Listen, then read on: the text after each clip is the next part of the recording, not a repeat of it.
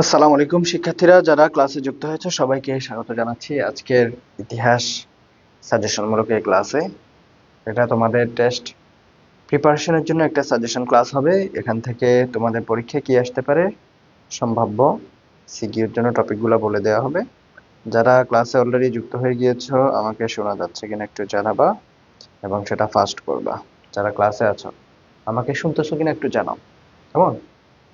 একটু দ্রুত জানাও। এবং পাশাপাশি যেটা করবা সেটা হচ্ছে বন্ধু বান্ধব যারা আছে তোমাদের সাথে 26-এর পরীক্ষার্থী, তাদেরকে একটু মেনশন দিয়ে দিবা। ক্লাস চাইলে টাইমলাইনে শেয়ার করে রাখতে পারো, কারণ পেজে অনেক ক্লাস হয়, পরে হারিয়ে গেলে খুঁজে নিতে কষ্ট হতে পারে। সেজন্য নিজেদের টাইমলাইনে শেয়ার করে রেখে দিতে পারো। তো আজকে আমরা কি নিয়ে আলোচনা করব? আজকে হচ্ছে ইতিহাস প্রথম ও দ্বিতীয় পত্রের উপর কোন অধ্যায় থেকে কি কি পড়বা। অনেক সময় তোমরা জিজ্ঞেস করো যে কোন অধ্যায় থেকে কি কি পড়বা, সেটা নিয়ে যেন একটু বলি। আজকে সেটা নিয়ে কথা বলবো, যে এই অধ্যায় থেকে এই টপিকটা পড়বা, এই অধ্যায় থেকে এই টপিকটা পড়বা। আজকে ইতিহাস সৌরভ, হ্যাঁ ইতিহাস। দেখো তোমরা এখানে যে রুটিনটা আছে, এই যে 9/1/2026 শুক্রবার 8টা থেকে তোমাদের ইতিহাস ক্লাস, ঠিক আছে? সেই অনুযায়ী নাদিয়া ইসলাম সালাম দিয়েছো। ওয়ালাইকুম আসসালাম, কেমন আছো ভাইয়া? তাহলে তোমরা কি আমাকে শুনতেছো? একটু বলো তাড়াতাড়ি, আমরা যেন তাড়াতাড়ি ক্লাসে যেতে পারি। আমরা চলে যাচ্ছি ক্লাসে, দেরি করবো না।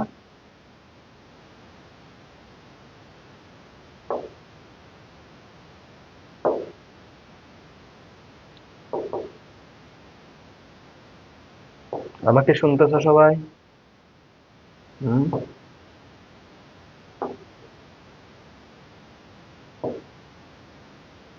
ঠিক আছে। আমরা ইতিহাস ক্লাস নিয়ে আলোচনা করব। তাহলে প্রথমেই ইতিহাস দ্বিতীয় পত্র দিয়ে শুরু করি নাকি? ইতিহাস দ্বিতীয় পত্র, যেহেতু এটা তোমার অধ্যায়গুলো ছোট ছোট, ইতিহাস দ্বিতীয় পত্রের শেষের দিকের অধ্যায়গুলো কিন্তু একদম ছোট ছোট, সহজেই তোমরা এগুলা কভার দিতে পারবা, পড়ে ফেলতে পারবা, কঠিন না। ঠিক আছে? হ্যাঁ, হাসি সিনহা এবং মিরাজ, তোমরা শুনতেছো কিনা আমাকে? কথা তো বলতে হবে। দ্বিতীয় পত্রের প্রথম অধ্যায়টা কে নিয়ে? শিল্প বিপ্লব নিয়ে। কি নিয়ে? শিল্প বিপ্লব নিয়ে, বুঝছো? তো এখান থেকে তোমরা মূলত ইংল্যান্ডের যে শিল্প বিপ্লব সেটা জানবা। ইংল্যান্ডের শিল্প বিপ্লব কিভাবে হয়েছিল এবং সবশেষ হচ্ছে শিল্প বিপ্লবের কারণ এবং ফলাফল। ঠিক আছে? তাহলে প্রথম অধ্যায় যেটা, এটা কি নিয়ে? শিল্প বিপ্লব নিয়ে। এখানে শিল্প বিপ্লবের মধ্যে তোমরা শিল্প বিপ্লব থেকে কি পড়বা বলেছি ভাইয়া? শিল্প বিপ্লব থেকে তোমরা শিল্প বিপ্লবের শিল্প বিপ্লবের কারণ, শিল্প বিপ্লবের কারণ কেন হয়েছিল বা উৎপত্তিটা কোথায় হয়েছিল এবং এটার ফলাফল, শিল্প বিপ্লব কারণ ও ফলাফলটা একটু পড়তে হবে। ঠিক আছে? বিশেষ করে ইংল্যান্ডের যে শিল্প বিপ্লব, ইউরোপের অনেকগুলো দেশের শিল্প বিপ্লব নিয়ে তোমাদের এখানে আলোচনা আছে, তার মধ্যে তোমরা ইংল্যান্ডের যে শিল্প বিপ্লব সেটা একটু পড়বা তৃতীয়র জন্য। এরপরে আসো, আমরা চলে যাচ্ছি দ্বিতীয় অধ্যায়ে। আমাদের ক্লাসটা খুব একটা বড় হবে না, যার জন্য তোমরা মনোযোগ সহকারে ক্লাসে থাকতে হবে এবং রেসপন্স করতে হবে। আমাকে আশা করি বুঝতেছো, তাই না? হ্যাঁ। তাহলে দ্বিতীয় অধ্যায়টা তোমাদের কি নিয়ে? দ্বিতীয় অধ্যায়টা হচ্ছে ফরাসি বিপ্লব নিয়ে। ফরাসি বিপ্লব কোথায় হয়েছিল বলো তো একটু তোমরা? ফরাসি বিপ্লব, দেখো, প্রথমে গেছে শিল্প বিপ্লব, এরপরে হচ্ছে ফরাসি বিপ্লব। বিপ্লব মানে হচ্ছে পরিবর্তন, একদম গোড়া থেকে পরিবর্তন হলে সেটাকে বিপ্লব বলা হয়। ফরাসি বিপ্লব এটা ফ্রান্সে হয়েছিল, বলতে হবে তো, তোমরা আমার আগে বলে ফেলো কত সালে হয়েছিল সেটা তোমরা বলো। তো এখান থেকে কি পড়বা ভাইয়া? ফরাসি বিপ্লবের যে কারণগুলো আছে, স্পেশালি কারণ বলতে এখানে আমি কি বুঝাচ্ছি, বিপ্লবের পূর্বে ফ্রান্সের সামাজিক রাজনৈতিক অর্থনৈতিক অবস্থাগুলো কেমন ছিল, বুঝছো? এগুলা থেকে প্রশ্ন হয়, তোমাকে জানতে হবে বিপ্লবের পূর্বে ফ্রান্সের সামাজিক অবস্থা। এখানে যে বৈষম্য বা ক্লাস ছিল, প্রিভিলেজ আনপ্রিভিলেজ, এখানে সাকুলেত, এখানে বুর্জুয়া, এখানে কৃষক, এখানে বাকিরা, তাদের কি অবস্থা ছিল সেটা। এরপরে রাজনৈতিক, রাজারা যে তোমার স্বৈরাচারী ছিল, রাজনৈতিক পরিস্থিতিটা কেমন ছিল ফ্রান্সে তখন, সেটা একটু জানতে হবে। চতুর্দশ লুই, পঞ্চদশ লুই, ষোড়শ লুই, তাদের আচরণ যেমন স্বৈরাচারী ছিল, তারা যে মন্তব্যগুলো করেছিল, জনগণকে তারা উপেক্ষা করে নিজেদেরকে ডিভাইন রাইট মনার্কি বা সরকার কর্তৃক, সরকার বলতেছে ঈশ্বর কর্তৃক প্রাপ্ত ক্ষমতার অধিকারী মনে করতে, এই বিষয়গুলো জানতে হবে। অর্থনৈতিক যে অবস্থা, ভয়াবহ অর্থনৈতিক যে বিপর্যয়, সে অর্থনৈতিক বিপর্যয়টা সম্পর্কে একটু জানতে হবে, যে বিপ্লবের পূর্বে ফ্রান্সে যে মুদ্রাস্ফীতি, দ্রব্যমূল্যের দাম বেড়ে যাওয়া, শ্রমিকদের মজুরি না বাড়া, এটা এই যে কারণের মধ্যে এই বিষয়গুলো অন্তর্ভুক্ত হবে। বুঝতে পেরেছ? নারমিনা আফরোজা বলেছে এটা কি ইসলামের ইতিহাস? নো, এটা ইতিহাস ক্লাস। তোমরা কি শিরোনাম দেখো না ক্লাসের? এখানে একটা টাইটেল দেয়া আছে, সেটাতে তো লেখা আছে হিস্ট্রি ক্লাস। এরপর আসো দ্বিতীয় অধ্যায় থেকে আর কি টপিক দেখবা। এরপর হচ্ছে এই বিপ্লবে দার্শনিকদের অবদান আছে না, দার্শনিকরা কিভাবে অবদান রেখেছে। দার্শনিকরা লেখালেখির মাধ্যমে অবদান রাখবে, তাই না? তো এখানে দার্শনিকদের অবদানের মধ্যে তুমি চাইলে দুই একজন দার্শনিকের নাম মেনশন করে তাদের যে লেখা বা গ্রন্থ বা ধারণা সেগুলো সম্পর্কে বলতে পারো। ঠিক আছে, এরপরে 3 নম্বরে যেটা জানবা সেটা হচ্ছে এই ফরাসি বিপ্লবে একজন ব্যক্তির ভূমিকা রয়েছে। সে কে? সে হচ্ছে নেপোলিয়ন বোনাপার্ট। সে কে? Napoleon Bonaparte. এই বিপ্লবের সাথে তার কানেকশন দেখাবা।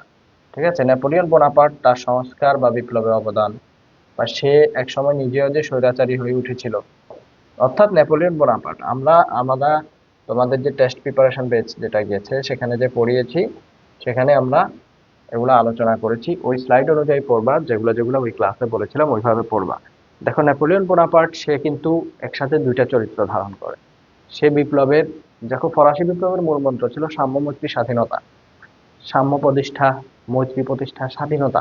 তো এই বিষয়গুলোর উপর ভর করে সে এসেছিল, কিন্তু এক পর্যায়ে সে নিজেই মন্তব্য করে বসে যে আই এম দ্য রেগুলেশন, আমি বিপ্লব, আমি যেটা বলবো সেটাই আইন। এগুলাও স্বৈরাচারী মানসিকতা ছিল। তো এখানে বিপ্লবের কারণের পাশাপাশি এই বিপ্লবের ফলাফল, বিপ্লবের ফলাফল দেখো। এখানে তোমাদের বইয়ে দুইটা বিপ্লব আছে, একটা হচ্ছে ফরাসি বিপ্লব আর একটা রুশ বিপ্লব। তো এই দুইটা বিপ্লবের মধ্যে তুমি যখন পরীক্ষায় উদ্দীপক দেখবা, তোমাকে আইডেন্টিফাই করতে পারতে হবে, তুমি ক্লিয়ারলি বুঝতে হবে, রিয়েলাইজ করতে হবে যে weather this is from French revolution or তোমার হচ্ছে রুশ রেভলিউশন। এটা কি ফরাসি বিপ্লব থেকে আসলো না রুশ বিপ্লব থেকে আসলো, তোমাকে আগে সেটা বুঝতে হবে। দেখো ফরাসি বিপ্লবটা হচ্ছে বুর্জুয়া বিপ্লব। বুর্জুয়া কারা? যারা ছিল মধ্যবিত্ত শ্রেণী, মধ্যবিত্ত না, এরা টাকা পয়সা শিক্ষার দিক থেকে উচ্চবিত্ত ছিল। জাস্ট এদের সামাজিক রাজনৈতিক অধিকার, সরকারের সাথে মেশার, তোমার রাষ্ট্রীয় কার্যকলাপে অংশগ্রহণের সুযোগটা ছিল না। এটা ছিল সমস্যা। বুঝতে পেরেছ? মিতুরি আক্তার ইসলামিক হিস্ট্রি সাজেশন দেন। ইসলামিক হিস্ট্রি সাজেশন ক্লাস নেওয়া হয়েছে, এটা মেবি যে লাস্ট বুধবারে নেওয়া হয়েছে। একটু পেজে খোঁজ খবর রাখবে। এই জন্যই বলি ক্লাসগুলা যারা করো তারা বন্ধুদেরকে বান্ধবীদেরকে একটু মেনশন দাও, তারাও যেন এটা করতে পারে, জানতে পারে। তোমরা তো এমন অবস্থা যে তুমি যে ক্লাস করতেছো এটা যাতে তোমার বন্ধু বান্ধব না জানে, তুমি ওটা সেই চিন্তা করো, সেই চেষ্টায় থাকো যেন কেউ না জেনে যায় তুমি পড়ালেখা করে ফেলতেছো, তাই না? তো এবং ক্লাসটা পরবর্তীতে যখন পরীক্ষার আগে যদি তুমি দেখতে চাও, শুধু তো টেস্ট পরীক্ষা না, এটা ফাইনাল পরীক্ষাও কাজে লাগবে। দেখতে চাইলে তো তুমি এটা খুঁজে পাইতে হবে। খুঁজে পাইতে হলে এটা তোমাকে পাওয়া যায় এমন জায়গায় থাকতে হবে, পেজে অনেক ক্লাস হবে লাইভ। এই জন্য বলি টাইমলাইনে শেয়ার করে রাখো। দেখো, তাহলে আমরা এটা জানলাম, এই অধ্যায়টা গেল। আমরা এরপরে চলে যাচ্ছি তৃতীয় অধ্যায়। তৃতীয় অধ্যায়টা কি নিয়ে? রুশ বিপ্লব নিয়ে, তাই না? তৃতীয় অধ্যায়টা হচ্ছে রুশ বিপ্লব নিয়ে। তো রুশ বিপ্লব কোথায় হয়েছিল? তোমাদেরকে তো প্রশ্ন করলে উত্তরও দাও না, কি প্রশ্ন করতাম বলো? জিজ্ঞেস করেছিলাম ফরাসি বিপ্লব কত সালে হয়েছে, কেউ উত্তর দিতে পারো না। এখন এটা জিজ্ঞেস কি বলবা? রুশ বিপ্লব কত সালে হয়েছে বলো, তাও জিজ্ঞেস করি, কি আর করার। হ্যাঁ, সুমাইয়া ফ্রেন্ড সালাম দিচ্ছ, ওয়ালাইকুম আসসালাম। রুশ বিপ্লব হয়েছে কত সালে? সালাম না দিয়ে দেখি উত্তরটা দাও। আচ্ছা, এখানে রুশ বিপ্লবের ক্ষেত্রে আমরা রুশ বিপ্লবের কারণ প্রথমে হচ্ছে, আচ্ছা রুশ বিপ্লব টিপ্লব না লিখি, প্রথমে হচ্ছে কারণ, বিপ্লবের কারণ। এখানেও তোমরা দেখবা সামাজিক, রাজনৈতিক, অর্থনৈতিক অনেকগুলো অবস্থা আছে। তো কারণগুলা পয়েন্ট আকারে আমরা পড়িয়েছি, কারণগুলা দেখবা বিশেষ করে যেগুলো বেশি গুরুত্বপূর্ণ। এবং ফলাফল, বিপ্লবের ফলাফল, এটাকে পৃথিবীর প্রথম সমাজতান্ত্রিক বিপ্লব বলা হয়। ঠিক আছে, এই রুশ বিপ্লব মূলত সমাজতান্ত্রিক বিপ্লব, সমাজতন্ত্র প্রতিষ্ঠা করেছিল এটার মাধ্যমে। রাশিয়ার সবচেয়ে বড় সমাজতন্ত্র হিসেবে প্রতিষ্ঠিত হয়েছিল, সোভিয়েত ইউনিয়ন হিসেবে, ইউএসএসআর যেটাকে বলা হয়। তো এই বিপ্লবের কারণ এবং ফলাফলটা দেখবা। এরপরে আসো, দেখো এটা কিন্তু শ্রমিকদের বিপ্লব ছিল, প্রলেতারিয়েত বা সর্বহারা যারা, তাদের বিপ্লব ছিল। আর ফরাসি বিপ্লব যেটা, ওটা বুর্জুয়াদের বিপ্লব ছিল। পার্থক্যটা মনে রাখবা। এরপরে দার্শনিকদের অবদান, এখানেও কিন্তু দার্শনিকরা অবদান রেখেছে। দার্শনিকরা কিভাবে অবদান রেখেছে সেটা দেখাইতে হবে। দুইটা বিপ্লবেরই তুমি অনেকটা সেম প্যাটার্নে টপিক গুলা বের করবা, দার্শনিকদের অবদান দেখবা। এরপরে আসো, এখানেও কিন্তু একজন ব্যক্তির নাম জড়িত আছে। যেমন আমরা আমরা যেমন তোমার নার্মিয়া আফরোজা আবারও জিজ্ঞেস করতেছে এটা কি ইসলামিক হিস্ট্রি? এটা ইতিহাস ভাইয়া, ইসলামিক হিস্ট্রি না। হ্যাঁ, মহিবুল ইসলাম, ভেরি গুড। 1917 সালে হয়েছিল রুশ বিপ্লব, একমাত্র একজন ছেলে উত্তর দিয়েছে। আচ্ছা, যেটা বলছিলাম সেটা কি, যে রুশ বিপ্লবেও একজন ব্যক্তির ভূমিকা রয়েছে, যে হচ্ছে কি করেছিল বিপ্লবের পর। আচ্ছা, এটা তো তৃতীয় অধ্যায় না, তৃতীয় অধ্যায় তো প্রথম বিশ্বযুদ্ধ। আচ্ছা, তাহলে এটা চতুর্থ অধ্যায়, বুঝছো?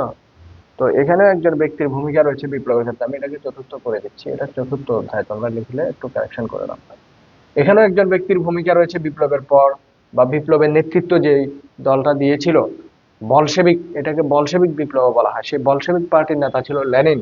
এই লেনিনের নেতৃত্বে বিপ্লবটা হয়েছিল, লেনিনের একটা পার্টি, বলশেবিক পার্টি। এই লেনিনের অবদান বা লেনিনের সংস্কার, বিপ্লবের পর লেনিন কি করেছিল, লেনিন রিলেটেড বিপ্লবের সাথে লেনিনের যে কানেকশন, এটা একটু দেখতে হবে। তাহলে এই অধ্যায় থেকে এটা দেখলেই হবে, এটা ছিল চতুর্থ অধ্যায়, তাই না? এরপর আমরা যাচ্ছি পঞ্চম অধ্যায়ে। পঞ্চম অধ্যায় কি নিয়ে জানো? পঞ্চম অধ্যায়ে তোমাদের তিনটা টপিক আছে, এক হচ্ছে প্রথম বিশ্বযুদ্ধ, প্রথম বিশ্বযুদ্ধ আছে এখানে। এরপরে আরো আছে তোমার কি, প্রথম বিশ্বযুদ্ধের পর মিত্রশক্তি সাথে জার্মানির যে একটা চুক্তি হয়েছিল, ভার্সাই সন্ধি, এই ভার্সাই সন্ধি এখানে আছে।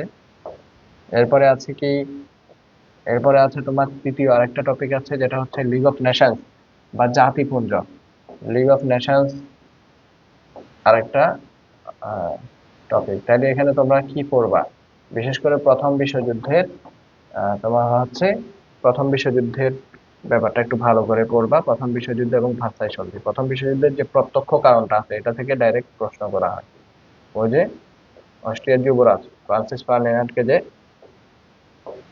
বসনিয়ার রাজধানী সারাইভো শহরে হত্যা করা হয়েছিল, এই হত্যাকাণ্ড, এই ঘটনাটা নিয়ে সরাসরি প্রশ্ন হয়ে যায়। বুঝতে পারছো? হুম। এরপরে আসো ভার্সাই সন্ধি, এটা চেয়েও বেশি গুরুত্বপূর্ণ ভার্সাই সন্ধি।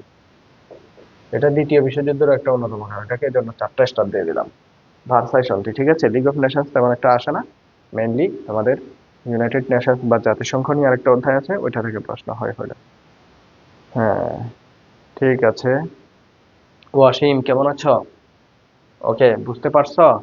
এটা গেল পঞ্চম অধ্যায়। এরপর আমরা যাচ্ছি ষষ্ঠ অধ্যায়, সরি এটা তৃতীয় অধ্যায়, ভুল বলতেছি কেন বারবার, ওই যে সিরিয়ালে আসতে গিয়ে ভুল হয়ে যাচ্ছে। তাহলে এটা তৃতীয় অধ্যায়, তৃতীয় এবং চতুর্থ গেল। এরপরে আসো আমরা পঞ্চম অধ্যায়ে। পঞ্চম অধ্যায়ে কি আছে? পঞ্চম অধ্যায় হচ্ছে তোমাদের হিটলার ও মুসোলিনির উত্থান এবং দ্বিতীয় বিশ্বযুদ্ধ। তো পঞ্চম অধ্যায় থেকে কি জানবা? পঞ্চম অধ্যায় থেকে তুমি জানবা হিটলার এবং মুসোলিনির উত্থান যে হয়েছে, এখানে কি কি আছে, হিটলার, এরপরে আছে তোমার মুসোলিনি এবং দ্বিতীয় বিশ্বযুদ্ধ। তো মেইনলি হিটলার এবং মুসোলিনি, তাদের দুইটা মতাদর্শ আছে, তাই না? দুইটা মতাদর্শ আছে, এই মতাদর্শগুলা সম্পর্কে একটু জানবা, এবং তারা দুজনই যে দ্বিতীয় বিশ্বযুদ্ধ সৃষ্টিতে ভূমিকা রেখেছে সেটা একটু জানতে হবে। দেখো, দ্বিতীয় বিশ্বযুদ্ধটা প্রথম বিশ্বযুদ্ধ থেকেও বেশি ভয়াবহ ছিল, বেশি তোমার ধ্বংসাত্মক ছিল, বুঝছো? তো এখানে হিটলারের যে মতাদর্শ, সেটাকে বলা হয় কি, নাৎসিবাদ। সে নাৎসি পার্টি প্রতিষ্ঠা করেছিল। এই নাৎসিবাদ এবং মুসোলিনির যে ফ্যাসিবাদ, দুইটাই ছিল দুইটা স্বৈরতান্ত্রিক মতবাদ, যেখানে জনগণের স্বাধীনতা, গণতন্ত্র, গণসার্বভৌমত্ব কোনো কিছুকে স্বীকার করা হয় না, যেটা মূলত একনায়কতন্ত্র, তোমার হচ্ছে স্বৈরতন্ত্র, ফ্যাসিজম, এবং হচ্ছে কি বলে এগুলাকে, পেশি শক্তির ব্যবহারকে প্রমোট করে। বুঝতে পেরেছ? তো এই ফ্যাসিবাদ এবং নাৎসিবাদ সম্পর্কে জানতে হবে। হিটলার এবং হিটলার এবং মুসোলিনি তারা যেভাবে ফ্যাসিবাদ এবং নাৎসিবাদ কায়েম করেছিল, এবং দ্বিতীয় বিশ্বযুদ্ধ থেকে দ্বিতীয় বিশ্বযুদ্ধের কারণ ও ফলাফল দেখবে, কারণ ও ফলাফল। ঠিক আছে, তো এখানে এতটুকুই। এরপরে আমরা, এটা গেছে আমাদের কততম অধ্যায়, পঞ্চম অধ্যায়। আমরা ষষ্ঠ অধ্যায়ে যাচ্ছি, ষষ্ঠ অধ্যায়। ষষ্ঠ অধ্যায়টা আমাদের কি নিয়ে বলো তো দেখি, কেউ পারলে। ষষ্ঠ অধ্যায় হচ্ছে জাতিসংঘ নিয়ে। তাহলে জাতিসংঘ নিয়ে কি বলবো, জাতিসংঘ তো একটাই টপিক, তাই না? এখানে খুব একটা ঝামেলা নাই। এখানে কি পড়বা জাতিসংঘ থেকে তোমরা? জাতিসংঘ প্রতিষ্ঠার কারণ, কারণ না জানলেও প্রেক্ষাপট আর কি, জাতিসংঘ প্রতিষ্ঠার প্রেক্ষাপট, বা প্রেক্ষাপট যদি নাও জানো, প্রেক্ষাপটের চেয়েও গুরুত্বপূর্ণ হচ্ছে জাতিসংঘের সফলতা ব্যর্থতা।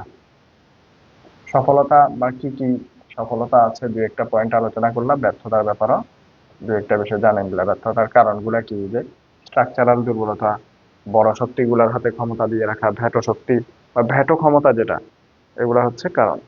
তাহলে আমরা ষষ্ঠ অধ্যায় গেল। এরপরে সপ্তম অধ্যায়, যেখানে মূলত স্নায়ুযুদ্ধ, পুঁজিবাদ ও সমাজতান্ত্রিক বিশ্বের দ্বন্দ্ব, এগুলো খুবই সহজ অধ্যায়, ছোট ছোট অধ্যায়। বুঝতে পারছো? আচ্ছা, এরপরে আসো, আমরা এটা একটু মুছি। তোমরা কি টেস্ট পরীক্ষার জন্য প্রস্তুত? যারা ক্লাসে আছে একটু বলো তো, কার কলেজে কবে টেস্ট পরীক্ষা শুরু হচ্ছে, নাকি কারো হয়ে গিয়েছে কিনা সেটা একটু বলো। কার কলেজে কবে শুরু হচ্ছে একটু বলো তো। তাহলে এটা গেল ষষ্ঠ অধ্যায়। আমরা সপ্তম অধ্যায় আছে স্নায়ুযুদ্ধ নিয়ে। কি নিয়ে? স্নায়ুযুদ্ধ নিয়ে। তো এই অধ্যায়টা খুবই সহজ, বাদ দেওয়ার দরকার নাই। মূলত এই স্নায়ুযুদ্ধ থেকে তোমরা কি দেখবা, স্নায়ুযুদ্ধ যে একটা মতাদর্শগত দ্বন্দ্ব, কিভাবে মতাদর্শগত এটা একটু জানতে হবে। যেমন এটা হয়েছিল কার কার মাঝে মনে আছে? ইউএসএ আর রাশিয়ার মাঝে না? তো এটা যে তাদের মাঝে হয়েছে, ইউএসএ বনাম রাশিয়ার মাঝে, তারা দুইজন দুই মতাদর্শের দেশ ছিল, তাই না? একটা ছিল ক্যাপিটালিজমের, একটা ছিল সোশিয়ালিজমের। এটা একটু জানতে হবে। এবং এটার কারণ তো মূলত মতাদর্শগত। এখানে মতাদর্শগত বা আদর্শগত যে কারণ, এটা একটা কারণ, আরো অনেকগুলো কারণ আছে না? তো মেইনলি তুমি যদি কারণ পড়ো তাহলে এটাও চলে আসতেছে, কারণ আর ফলাফল। স্নায়ুযুদ্ধের কারণ আর ফলাফল পড়বা। ঠিক আছে? কার কার মাঝে হয়েছিল এগুলো তো পড়তে গেলে তুমি পেয়ে যাবা। এরপরে আমাদের অষ্টম অধ্যায় যেটা, সেটা হচ্ছে স্নায়ুযুদ্ধ পরবর্তী বিশ্ব। স্নায়ুযুদ্ধ পরে বিশ্বের কি অবস্থা সেটা নিয়ে এই অধ্যায়ে আলোচনা। এক কথায় আমরা বলছি স্নায়ুযুদ্ধ পরবর্তী বিশ্ব, বুঝছো? অর্থাৎ স্নায়ুযুদ্ধের পরে তোমার পূর্ব ইউরোপে যে সমাজতান্ত্রিক রাষ্ট্রগুলোর পতন হয়, এবং এখানে তোমার বার্লিন প্রাচীর, জার্মানের বার্লিন প্রাচীর যেটা, যেটার মাধ্যমে জার্মানকে দুই ভাগ করে রাখা হয়েছিল, আলাদা করে রাখা হয়েছিল। জার্মানের অবস্থাটা একটু পড়বা, এখানে লিখে দিচ্ছি। বার্লিন প্রাচীর সম্পর্কে। এরপরে তোমার সোভিয়েত ইউনিয়নের যে পতন হয়, সোভিয়েত ইউনিয়নের যে রাষ্ট্রগুলো, নতুন নতুন স্বাধীন কিছু রাষ্ট্র সৃষ্টি হয়েছিল, সোভিয়েত ইউনিয়ন থেকে যে রাষ্ট্রগুলো সৃষ্টি হয়, এগুলো একটু দেখে নিলেই হবে। এখান থেকে পারবা, আশা করি কঠিন না। আমাদের সর্বশেষ অধ্যায় দ্বিতীয় পত্রের নবম অধ্যায় যেটা, এটা এখানে কি নিয়ে আলোচনা আছে? এটা হচ্ছে বর্ণবাদ বিরোধী আন্দোলন। কি নিয়ে? বর্ণবাদ বিরোধী। তো এটা থেকে তোমাদের প্রশ্ন হবে, বর্ণবাদ বিরোধী আন্দোলন, সংক্ষেপে লিখলাম। তাহলে এখানে কয়েকজন ব্যক্তির কথা আছে। এই যে নেলসন ম্যান্ডেলার নাম শুনছো না তোমরা? নেলসন ম্যান্ডেলা, যিনি দক্ষিণ আফ্রিকায় বর্ণবাদ বিরোধী আন্দোলনের নেতা হিসেবে, যিনি প্রথম কৃষ্ণাঙ্গ প্রেসিডেন্ট, তাই না, হিসেবে পরিচিত। এই নেলসন ম্যান্ডেলার সম্পর্কে জানবা।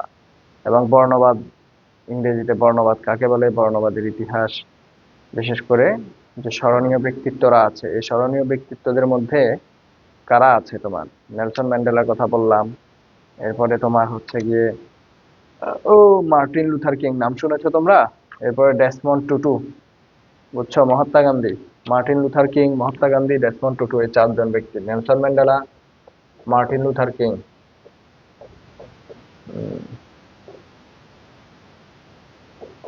এরপরে মহাত্মা গান্ধী। তো এর মধ্যে মহাত্মা গান্ধী আর এই নেলসন ম্যান্ডেলা বেশি গুরুত্বপূর্ণ। মহাত্মা গান্ধী এবং মার্টিন লুথার কিং বেশি গুরুত্বপূর্ণ। আরেকজন আছে ডেসমন্ড টুটু। চারজনের ব্যাপারে জেনে রাখতে পারলে বেশি ভালো। তাহলে আমাদের প্রথম পত্রের ব্যাপারে এতটুকু ছিল কথা। আমরা দ্বিতীয় পত্রে চলে যাব। কোথায় চলে যাব? দ্বিতীয় পত্রে।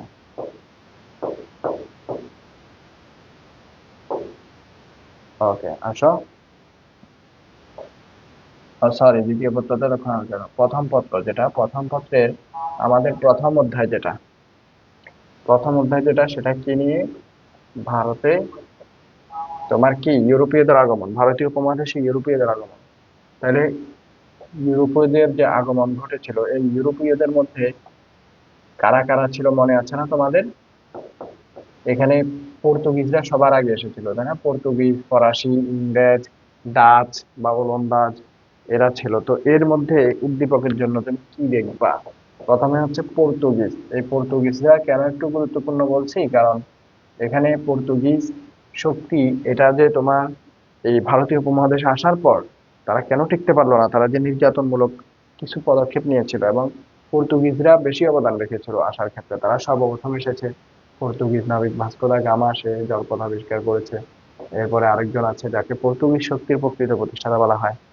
হ্যাঁ, তো এটা একটু দেখবা। এরপরে আসো, ইংরেজ, ইংরেজদের ক্ষেত্রে বিশেষ করে পলাশির যুদ্ধ,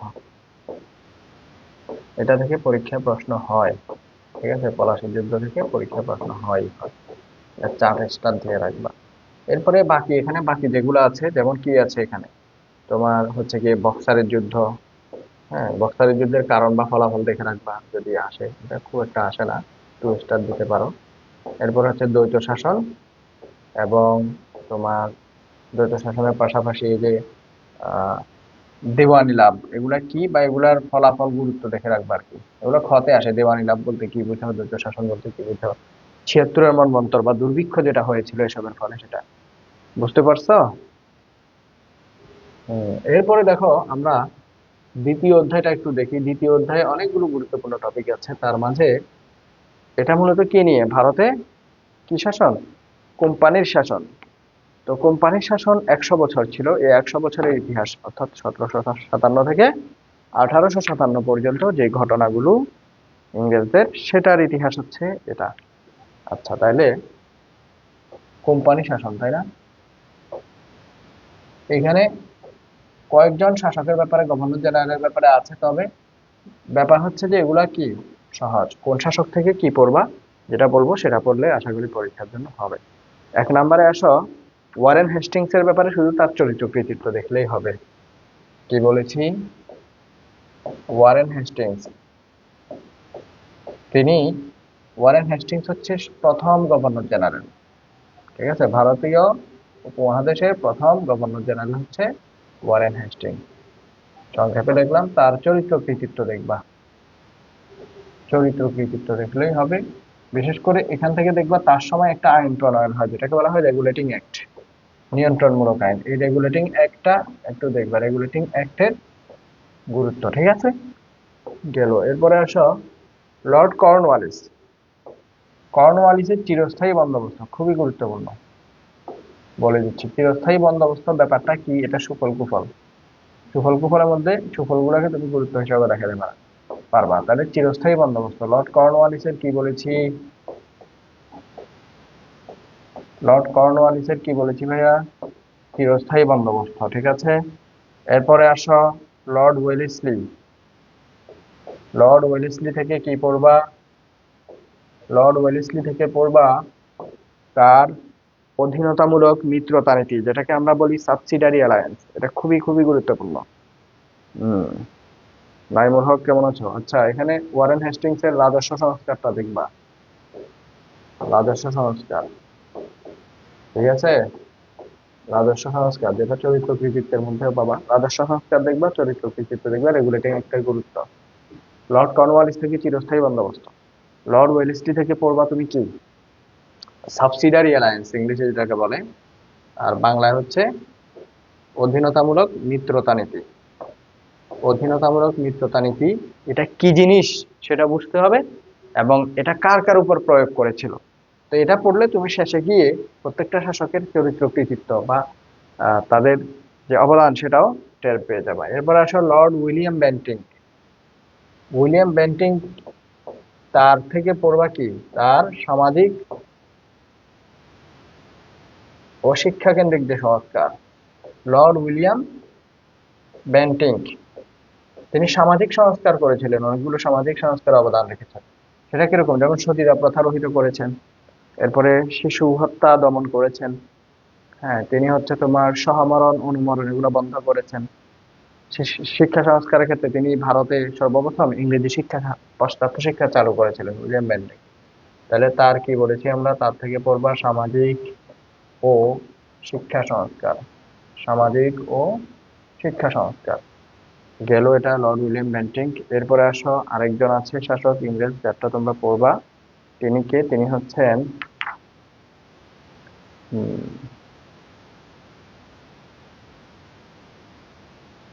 লর্ড ডালহৌসি। হ্যাঁ, লর্ড ডালহৌসি থেকে কি পড়বা, তিনি যে সংস্কারগুলো করেছিলেন, বিশেষ করে তিনি সর্বপ্রথম, তাকে ভারতীয় রেলপথের জনক বলা হয়। তো এটা জানতে হবে, বিশেষ করে যোগাযোগ ব্যবস্থায়। তাহলে লর্ড ডালহৌসির সংস্কার পড়বা, কি পড়বা? এই অধ্যায়ে অনেকগুলো টপিক আছে, এখানে তুমি 2 থেকে 3টা সিকিউ পাবা এই অধ্যায় থেকে পরীক্ষায়। একটু কমায় কমায় যেগুলা বলতেছি যে ইয়া থেকে ওটা পড়লেই হবে, তাহলে তার সংস্কার গুলা দেখবা, যোগাযোগ ব্যবস্থায় সংস্কার বিশেষ করে। এরপরে আছো এখানে এই যে তোমরা জানো মহীশূর রাজ্যের দুজন ব্যক্তি আছে, খুবই গুরুত্বপূর্ণ। ইংরেজ বিরোধী আন্দোলনের কথা বলতেছি আমরা। ইংরেজ বিরোধী আন্দোলন ভারতবর্ষের সর্বপ্রথম ইংরেজদের বিরুদ্ধে অস্ত্র ধারণকারী ব্যক্তি হচ্ছে হায়দার আলী। মহীশূর মহীশূর রাজ্যের হায়দার আলী এবং টিপু সুলতান, তাদের অবদান, ইংরেজদের বিরুদ্ধে তাদের অবদান জানতে হবে। হায়দার আলী, টিপু সুলতান, এই দুজন ব্যক্তির ব্যাপারে জানতে হবে, বিকল্প নাই। এরপরে আর কি আছে এখানে, ইংরেজ বিরোধী আন্দোলনের মধ্যে সবার আগে আসবে হচ্ছে সিপাহী বিদ্রোহ। এটা থেকে পরীক্ষায় প্রশ্ন হয়, বলে দিচ্ছি। সিপাহী বিদ্রোহ থেকে পরীক্ষায় কি আসে, প্রশ্ন আসে, এবার পড়বা কিনা তোমরা জানো। এরপরে আছে তোমার ফরাইজি আন্দোলন। সিকিউর জন্য আরেকটা কি পড়বা, ফরাইজি আন্দোলন। এটার জনক কে, হাজী শরীয়তুল্লাহ। ফকির সন্ন্যাসী বিদ্রোহ যেগুলা, এগুলা একটু করে জানবা, যে তিতুমির আন্দোলন বা তিতুমিরের বিদ্রোহ, ফকির সন্ন্যাসী বিদ্রোহ, এগুলা জাস্ট কনসেপ্ট গুলা ক্ষয়ের জন্য জেনে রাখবা আর কি, যে এগুলা কি জিনিস, কার নেতৃত্বে হয়েছে একটু করে জেনে রাখলেই হবে। মেইনলি 1857 সালের যে সিপাহী বিদ্রোহ এবং ফরাইজি আন্দোলন, এগুলা তোমাকে জানতেই হবে। তো বুঝতে পারছো তো আশা করি, নাকি? হুম। তাহলে আমরা তৃতীয় অধ্যায়ে চলে যাই। আচ্ছা দেখো, এখানে দ্বিতীয় তৃতীয় অধ্যায়টাকে গুরুত্ব দিবা, প্রথম দ্বিতীয় তৃতীয় অধ্যায়কে। এরপরে তো বাংলার ইতিহাস, পরেগুলো সহজ। পর তৃতীয় অধ্যায় হচ্ছে ব্রিটিশ শাসন বা ব্রিটিশ আমল, আগেটা ছিল কোম্পানি আমল। আমাদের ভারতীয় উপমহাদেশের যে ব্রিটিশ শাসন, এটা দুইটা পিরিয়ড আছে, দুইটা আমল আছে। একটা হচ্ছে কোম্পানি আমল, আর একটা হচ্ছে কি, ব্রিটিশ আমল। নাইমুল কি বলেছ, বেদ বেঁধে সেখানে যে ক্লাসগুলো হয়েছে তা কি 1 মাস পরে করতে পারবো? হ্যাঁ, রেকর্ড পাবা তুমি ওয়েবসাইটে, সেগুলো রেকর্ড ভিডিও আছে, রেকর্ড ভিডিও দেখতে পারবা আর কি। আসা তৃতীয় অধ্যায় থেকে প্রথমে হচ্ছে মহারানী ভিক্টোরিয়া সনদ। এটা থেকে একবার উদ্দীপক আসছিল শুধু, খুব একটা গুরুত্বপূর্ণ না, তাও একটু জেনে রাখবা আর কি। মহারানীর সনদ, যেটার মাধ্যমে শাসনতান্ত্রিক একটা বিরাট পরিবর্তন এসেছিল, ঠিক আছে? মহারানীর সনদের গুরুত্ব দেখলেই হচ্ছে, কি দেখবা, গুরুত্ব। এরপরে আসো দ্বিতীয়তে যাব আমরা, লর্ড রিপন। লর্ড রিপনের সংস্কার গুলো পড়তে হবে। লর্ড রিপন, লর্ড রিপনের সংস্কার, ওকে, 3 স্টার। এরপরে লর্ড কার্জন, লর্ড কার্জনের বঙ্গভঙ্গ পড়তে হবে, কোনো উপায় নাই। বঙ্গভঙ্গ এবং বঙ্গভঙ্গ রদ দুইটাই পড়তে হবে। ওগুলা কারণ ফলাফল, মুসলমানদের প্রতিক্রিয়া কি ছিল, হিন্দুদের প্রতিক্রিয়া কি ছিল, এগুলাকে কেন্দ্র করে, ঠিক আছে? লর্ড কার্জনের এগুলো ভালো করে দেখে নিবা। হুম। এরপরে আসো, এই অধ্যায় থেকে তোমরা পড়বা হচ্ছে আহ এই অধ্যায়ে তোমরা এই যে লাহোর প্রস্তাবটা দেখবা। লাহোর প্রস্তাব, যেটা শেরে বাংলা একে ফজলুল হক উত্থাপন করেছিলেন, লাহোর প্রস্তাব পড়তে হবে। এরপরে ভারতীয় জাতীয় কংগ্রেস, এগুলার মধ্যে খুব যে বেশি কিছু আছে পড়া এমন না, ধরো এই প্রস্তাবটা কি, এটার গুরুত্ব শেষ, ঠিক আছে? ভারতীয় জাতীয় কংগ্রেস কবে প্রতিষ্ঠা হয়েছিল এটা সম্পর্কে একটু জানবা, এবং এটা প্রতিষ্ঠাকালীন উদ্দেশ্য। ভারতীয় জাতীয় কংগ্রেস প্লাস মুসলিম লীগ, এই দুইটা সংগঠনের আহ, গুরুত্ব, উদ্দেশ্য, গুরুত্ব উদ্দেশ্য, কার নেতৃত্বে প্রতিষ্ঠা, প্রতিষ্ঠাকালীন সালটাল, এগুলা আশা করি বুঝতে পেরেছো, তাই না? এরপরে দেখবো আমরা কি দেখবো, এরপরে দেখো তো একটু। হম, মাথা নষ্ট হয়ে যাবে, তৃতীয় অধ্যায় লম্বা। হ্যাঁ, লম্বা হলে কি করবা, তোমাদের এই দুইটা অধ্যায় তো বড় আছে, ইতিহাস প্রথম পাতে, বাকিগুলো তো ছোট ছোট। নাইমুল হক বলেছ শুধু ইসলাম ইতিহাস কোর্স কিনেছ। আচ্ছা, তোমরা হ্যাঁ, কেউ চাইলে শুধু একটা সাবজেক্টের কোর্সও কিনতে পারে। যাই হোক, এরপরে আছে আমাদের কি, এগুলো তো বুঝতে পারছো তাই না? খেলাফত ও অসহযোগ আন্দোলন আরেকটা টপিক আছে, এটা একটু দেখবা। খেলাফত আন্দোলন যেটা মুসলমানদের, এরপরে হচ্ছে তোমার অসহযোগ আন্দোলন যেটা হিন্দুদের, দুইটা একসাথে ইংরেজ বিরোধী আন্দোলনের রূপ নিয়েছিল, খেলাফত ও অসহযোগ আন্দোলন। এরপরে স্যার সৈয়দ আহমদ খানের আলীগড় আন্দোলন, আলীগড় আন্দোলন, এই অধ্যায়ে অনেকগুলো টপিক আছে। আলীগড় আন্দোলনটা কি, এর একটা সংস্কারমূলক আন্দোলন, তুমি জানলে লিখতে পারবা। স্যার সৈয়দ আহমদ খানের নেতৃত্বে হয়েছিল। এরপরে 1947 সালে ভারত শাসন আইন, এটা কেন লাগবে? কারণ এটার মাধ্যমে দুইটা দেশ আলাদা সৃষ্টি হয়েছিল, ভারত এবং পাকিস্তান। 1947 সালে ভারত শাসন আইন। তো এই টপিক গুলো তোমাকে এই অধ্যায় থেকে দেখতে হবে, বাকিগুলো যদি নাও দেখো। তাহলে আমি কি মুছতে পারি? আমি তাইলে মুছতেছি, কেমন? তৃতীয় অধ্যায় শেষ হলো। আচ্ছা, এক সাইড মুছি মুছি, আরেক সাইড থাক।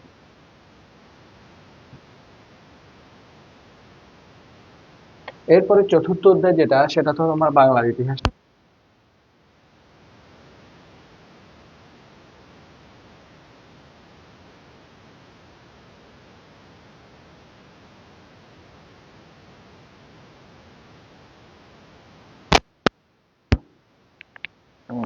চতুর্থ অধ্যায়টা দেখো, এটা খুবই কম টপিক এবং সহজ টপিক। এটাতে আছে তোমার কি, বাংলার ইতিহাস, বিশেষ করে ভাষা আন্দোলন থেকে এখানে প্রশ্ন আসে। ভাষা আন্দোলন থেকে যে দেখবা আমাদের যে স্লাইড আমরা যেভাবে পড়িয়েছি সেভাবে পড়লে ভালো করতে পারবা ভাষা আন্দোলন। এরপরে আছে আরেকটা টপিক, যুক্তফ্রন্ট নির্বাচন।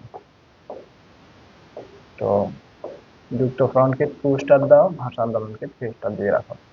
ঠিক আছে, এই অধ্যায় এতটুকু দেখলে হবে। আর ক খ এর জন্য বেসিক ডেমোক্রেসি, আইয়ুব খানের প্রবর্তিত যে মৌলিক গণতন্ত্র, এগুলো কি, এগুলো একটু দেখবা আর কি।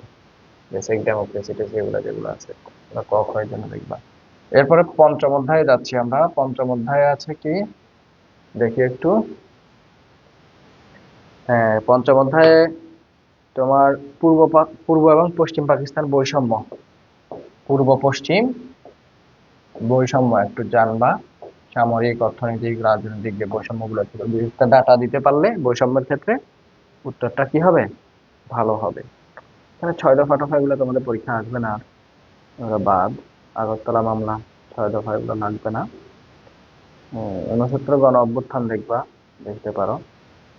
এরপরে 70-এর নির্বাচন, 7ই মার্চের ভাষণ আসবে না। তাহলে 69-এর গণ অভ্যুত্থান সম্পর্কে জানবা। ঠিক আছে, এটা পাকিস্তানের সরকার বিরোধী যে গণ অভ্যুত্থানের রূপ নিয়েছিল। এই অধ্যায়ে তোমাদের প্রশ্ন করার স্কোপ কম, বৈষম্যটা একটু ভালো করে দেখবা। আর হচ্ছে 70-এর যে নির্বাচন, যেখানে আওয়ামী লীগ জয়লাভ করেছিল, ওটাও খুব একটা মনে হচ্ছে না আসবে। এরপরে ষষ্ঠ অধ্যায় যেটা, এখানে বিশেষ করে পড়বা হচ্ছে মুক্তিযুদ্ধে যে বিভিন্ন গোষ্ঠীর অংশগ্রহণ, বুঝছো? নারীদের অবদান কি, ছাত্রদের অবদান কি, গণমাধ্যম কিভাবে অবদান রেখেছে, অল্প অল্প করে জেনে রাখলেই হবে। এখানে এই অধ্যায় থেকে বেশি গুরুত্বপূর্ণ হচ্ছে তোমাদের ষষ্ঠ অধ্যায় থেকে মুজিবনগর সরকার। একটাই টপিক দেখবা, মুজিবনগর সরকার, এটার গঠন বা কাজ, অবদান আর কি। বাংলাদেশকে এই যে মুক্তিযুদ্ধের সময় 11টি সেক্টরে ভাগ করা, 64টি সাব সেক্টরে ভাগ করা, মনে করো 4টা মন্ত্রণালয় সৃষ্টি করা, মুক্তিযুদ্ধের পক্ষে জনমত গঠন করা, বিচারপতি আবু সাইদ চৌধুরীকে তোমার হচ্ছে কি করা, বাংলাদেশের পক্ষে জনমত সৃষ্টি করার জন্য বাইরে রাষ্ট্রদূত হিসেবে প্রেরণ করা, অনেকগুলো কাজ করেছে না, এগুলো দেখবে ষষ্ঠ অধ্যায় থেকে। ঠিক আছে। হম। আচ্ছা, এরপরে অষ্টম অধ্যায়। তাহলে অষ্টম অধ্যায় হচ্ছে মুক্তিযুদ্ধে প্রবাসী বাঙালি ও বহির্বিশ্ব, বুঝছো? তাহলে এখানে মুক্তিযুদ্ধে প্রবাসী বাঙালিদের অবদান দেখো। এটা বলতে গেলে তোমরা সবার আগে আসবে জর্জ হ্যারিসনের কথা। এই জর্জ হ্যারিসন সম্পর্কে মনে রাখবা, তিনি একজন ব্রিটিশ নাগরিক। এটা অষ্টম না? আচ্ছা, জর্জ হ্যারিসন এবং ভারতের পণ্ডিত রবিশঙ্কর, তারা যে কনসার্ট ফর বাংলাদেশ আয়োজন করেছিল, যেটার মাধ্যমে তারা ফান্ড কালেক্ট করেছিল। হ্যাঁ, না বড় 21 তারিখ থেকে এক্সাম। আচ্ছা, ঠিক আছে, ক্লাসটা করে নেবা, পরে রেকর্ড হলেও দেখে নিবা। এরপরে আসো, দেখো প্রবাসীদের ক্ষেত্রে সবচেয়ে বেশি যে দেশের প্রবাসীরা অবদান রেখেছে মুক্তিযুদ্ধে, সাপোর্ট করেছিল, সমর্থন করেছিল, তারা হচ্ছে ব্রিটিশ বা ব্রিটেনে অবস্থানকারী প্রবাসীরা। এবং মুক্তিযুদ্ধের সময় আমাদের পক্ষে কোন দেশ ছিল, বিপক্ষে কোন দেশ ছিল, এগুলো দেখবা। ঠিক আছে, বিপক্ষে কোন দেশ ছিল, পক্ষে কে ছিল, বিশেষ করে রাশিয়া। রাশিয়া এবং ভারত আমাদের পক্ষে ছিল। তো তো রাশিয়া এবং ভারতের ব্যাপারে একটু করে জেনে নিবা। ভারতের অবদান আসে কিনা জানি না, ভারতের সাথে বর্তমানে আমাদের বৈরী সম্পর্ক চলছে। এরপরে চীন এবং তোমার হচ্ছে কি যুক্তরাষ্ট্র আমাদের বিরুদ্ধে ছিল। যুক্তরাষ্ট্র থেকেও প্রশ্ন আসে। যুক্তরাষ্ট্রের প্রেসিডেন্ট, তৎকালীন প্রেসিডেন্ট নিক্সন মন্তব্য করেছিল যে মুক্তিযুদ্ধের অজুহাতে আমাদের যে হত্যাকাণ্ডটা পাকিস্তান সরকার চালাচ্ছে, এটাকে সে বলেছিল যে এটা আমাদের ইন্টারনাল বিষয়, তারা এটাতে হস্তক্ষেপ করতে পারবে না। এরপরে জাতিসংঘ খুব একটা ভালো ভূমিকা রাখতে পারে না। জাতিসংঘের ভূমিকা কেমন ছিল? জাতিসংঘ ছিল কি, শুধুমাত্র ত্রাণ সহায়তা বা এই জাতীয় বিবৃতি প্রদান, তবে ডিরেক্ট কোনো অ্যাকশন নিতে পারে না। এটা যে উদ্দেশ্যের জন্য শান্তি প্রতিষ্ঠার যে উদ্দেশ্যকে সামনে রেখে প্রতিষ্ঠিত হয়েছিল, সেই কোনো প্রপার বা তোমার হচ্ছে ইফেক্টিভ কোনো রোল জাতিসংঘ মুক্তিযুদ্ধের সময় প্লে করতে পারে না। তো এগুলো পড়বা, যে টপিকগুলোর কথা বলছি আশা করি বুঝতে পারছো কিনা আমাকে একটু বলো তো, ক্লাসে যারা আছো একটু তাড়াতাড়ি বলো। তোমাদের আর কোনো প্রশ্ন থাকলে করতে পারো, অথবা আমাদের ক্লাস আমরা একেবারে শেষ পর্যায়ে চলে আসছি।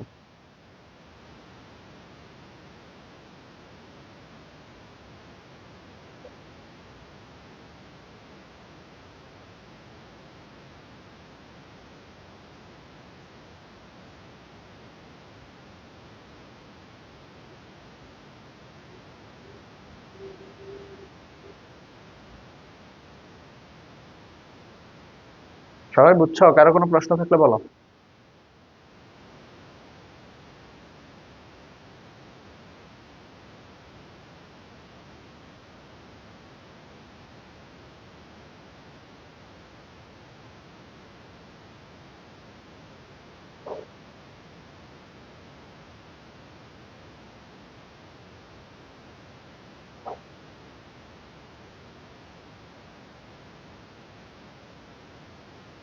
হ্যাঁ, সিমরনের পরীক্ষা ছিল কালকে, আর আমরা নাকি ক্লাস নিচ্ছি আজকে। তোমার পরীক্ষা কালকে হয়েছে তো কি হয়েছে, আরো কত জনের পরীক্ষা এখনো বাকি।